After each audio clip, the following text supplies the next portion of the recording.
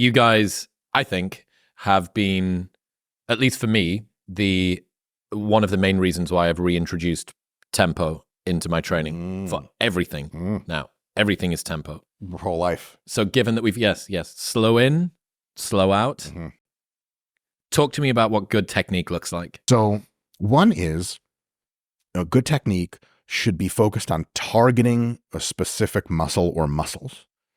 And by sheer biomechanics, if you're doing this motion, it's not your biceps. So for example, if you say you're training your quads and you do a squat that's sumo stance, you're sitting back really far, you're getting a very small degree of knee flexion.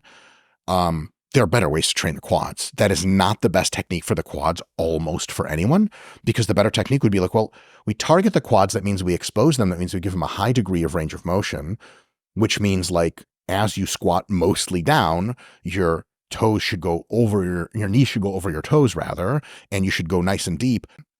Another one is to have a movement that has a considerable degree of stability. Most people can't help but control the concentric because it pushes back. And then another checklist we want is, I used to say full range of motion, and I still think that's mostly correct.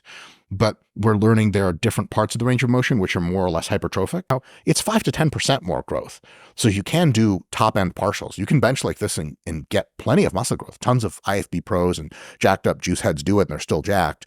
But from an efficiency and effectiveness perspective, all those guys could have been bigger if they went in for that really deep stretch. So to me, that's a big part of really good technique.